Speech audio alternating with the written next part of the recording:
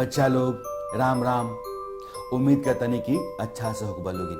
पढ़ाई लिखाई खेल कूद सब बढ़िया से चलत होगी। एगो बात सुना, कभी कभी कुछ लोग आके तरह से कुछ कह देवेला, अब बिना सोचले समझले कि जोन कहता ओकर मतलब का बा, वो होइबो करी कि ना होई, विश्वास कर लेवल लोग। जब दिमाग ना लगेब अब विश्वास कर लेब तो नुकसान हो जाए। ये बात बतावे खातिर ही आज के कहानी हम तालिम के सुनावे जाता है।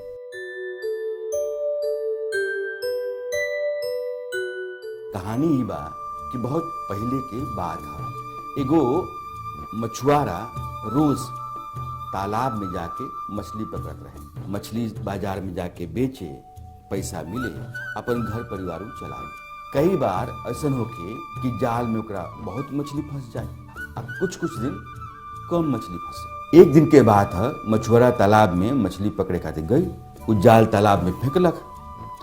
अब मछली फंसे के इंतजार में बैठल रहे। बहुत देर बाद जब वो जाल खींचलक तो जाल पूरा मछली से भरल रहे। बहुत खुश हो गई कि चल आज मछली बहुत बा। बाजार गई, बेचलक, पैसा अच्छा मिला। वो दिन वो बहुत खुश रहा। अगला दिन तालाब पहुंचल।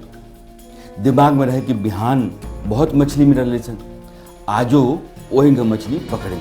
जाल फेंकलक, आराम से बैठ गई, मछली के इंतजार करत रहे फंसे के। कुछ देर बाद जाल में सरसराहट होके लगा। जालू खिंचलक तो देखलक कि सब खाली बा, एगो छोट मछली फंसल बिया। मछुआरा बहुत परेशान बोल, कह रही यार ये एगो मछली। खैर कोनो बात तो मछली को पकड़ लेलक। मछली जब मछुआरा के हाथ में आई तो कहला कि सुना, हमरा के तू छोड़ दो, हम बिना पानी के मर जाए।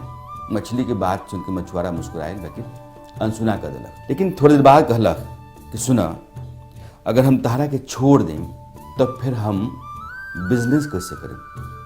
तहेलूंगे तो हम बेचेंगे, बेच के पैसा लेवेंगे। तो मछलिया कहलक कि हमरा के ले जाके तू का करब? वो काम कर, तू आज छोड़ देब तो हम सारा तालाब के मछली के बिहान बुला के ले आए, तू जाल फेंकी ह, सब फंस जाए सब, तारा फिर बढ़िया कमाई हुई। मछुआरा के लगल कि बात तो सही कहतिया, एकरा के ले जाके हम का करें। ऐसे वो छोड़ दिलक तालाब में।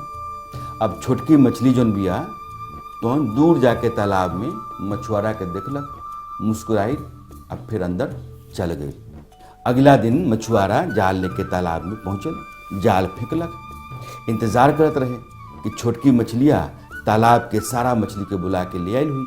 अब वो सब हमरा जाल में फंस गए सन। बढ़िया आज आमदनी हुई, लेकिन कोई मछली आयल ना। छोटकी सबके बता दिल रहे कि किनारे पे मछुआरा आई, जाल फेंकी, जाल में फंसे के काम नहीं के, उन्हें जाए के मतलब नहीं के। मछुआरा के छोटकी मछलियाँ मूर्ख बना दिलक। और वो मछुआरा ए पर भरोसा करेलक कि मछली कहती है कि हम बिहान सबके बुला के ले आए, जब छोड़ देम तो ई कबहू माने वाला बात रहे। लेकिन मछुआरा ऊपर भरोसा करेलक। अगला दिन ठन ठन गोपाल। ऐसे कहानी के जोन सीख बा उ समझा। सीख ही बा कि चाहे कोई कुछ भी कहे, अपन दिमाग लगावो, तर्क लगावो, सोचा कि जोन कहता वो होइबो करी कि ना होई। अगर लगता कि ना ये तो हो नहीं सकत, तो ऊपर भरोसा ना करे के चाहिए। मछुआरा बेचारे छोट मछली पर भरोसा कैलन, खाली हाथ अगला दिन लौट गईलन। ऐसे भरोसा कोनो ऐसन बात के ना जोन तहार मन, दिमाग, तर्क साथ ना देत होके। आज की कहानी इतना ही। अगला बार जब हम आए तो एगो और कहानी लेके आए, जो में बहुत अच्छा सीख हुई। जीवन में ओकरा को उतरबा बहुत फायदा हुई।